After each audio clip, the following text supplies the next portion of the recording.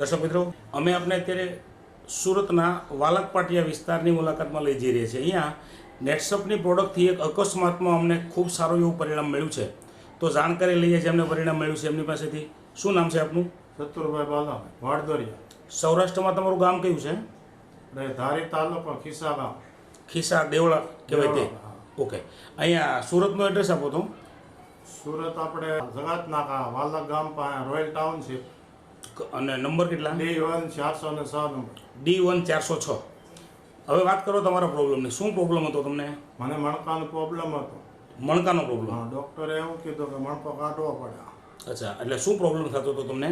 હું જકડાઈ જતો, ગાડી હાકી શકું ને, બેસી શકું ને, ઊભો થઈ શકું ને, જપવું એટલે. અચ્છા, હવે આ પ્રોબ્લેમ થયો તો કેવી રીતે? હા, હું ટ્રેક્ટર શીખતો તો ગટરમાં નાખ્યું. ટ્રેક્ટર શીખતા તમારું ટ્રેક્ટર ગટરમાં જતું રહ્યું હતું. કેટલા વર્ષ પહેલાં? 30 વર્ષ પહેલાં. 30 વર્ષ પહેલાંથી આ પ્રોબ્લેમ તમે મતલબ 30 વર્ષથી પ્રોબ્લેમ સહન કરતા હતા. દવાઓ લીધેલી તમે કોઈ? દવા ઘણી મેં લીધેલી. હા, કઈ કઈ જગ્યાએથી?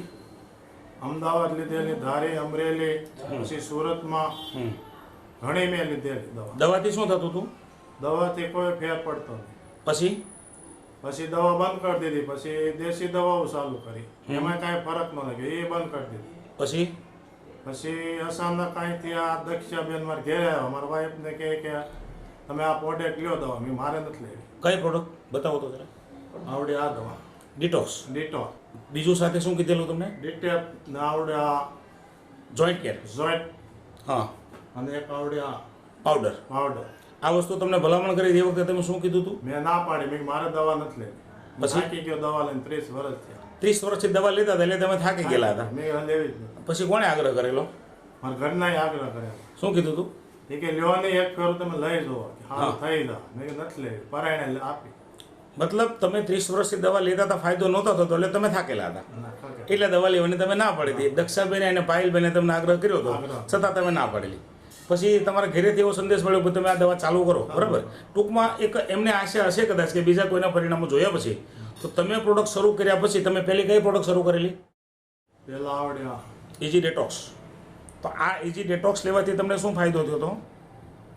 ગેસ કે કબજિયાત બધું દૂર થઈ ગયું પેટમાંથી ને ઘણો ફાયદો થયો. બરાબર. કેટલા પેકેટ પીધા હતા આપણે? 2 પેકેટ. પછી શું શરૂ કર્યું હતું? પછી આ શરૂ કર્યું. કેટલા કેપ્સ્યુલના પેકેટ પીધા છે તમે જોઈન્ટ કેરના? જોઈન્ટના મેં પીધા છે 5-6 પેકેટ. અને પાવડરના ડબ્બા? પાવડરને 4 ડબ્બા 5 ડબ્બા. 5 ડબ્બા પૂરા કર્યા. અચ્છા, હવે કેવું લાગે છે? ઘણો ફેર. હવે તમે જે ગાડી ચલાવતા નહોતા એ ગાડી ચલાવી શકો છો? ગાડી જોશમાં ચલાવી શકો છો. પછી તમે બીજો કંઈ પ્રોબ્લેમ કહેતા હતા કે સૂઈને ઊભા તો નહોતા થઈ શકતા, એમાં કેવું છે? એ એકદમ થવાય. બરાબર છે. અને આમ શરીરમાં સ્ફૂર્તિ કેવી લાગે છે? શરીરમાં આમ સારું રહે. તમારું કામકાજ શું છે? હીરાનો ધંધો. હીરાનો ધંધો છે. તો હીરાના ધંધામાં આ તમે જે આ તમને પ્રોબ્લેમ હતો એ દરમિયાન તમે દવાખાને ગયા હતા તો ઓપરેશનનું કોણે કીધેલું? ઓપરેશનનું 2-3 ડૉક્ટરે કીધું મણકો કાઢીને મેટલનો નાખો, એવું કીધેલું. મણકો કાઢીને મેટલનો નાખવો પડશે. તમે એગ્રી હતા? એટલે મેં ના પાડી. મેં એ નથી કરવું. બધા ઘરના સભ્યો ના પાડતા કે આ ના કરો. પરિવારમાંથી બધા ના પાડતા હતા એટલે તમે એ ઓપરેશન ન કરાવ્યું. એ દરમિયાન તમને આ પ્રોડક્ટ મળી ગઈ તો હવે લાગે છે ઓપરેશનની જરૂર પડે તેવું? નહીં.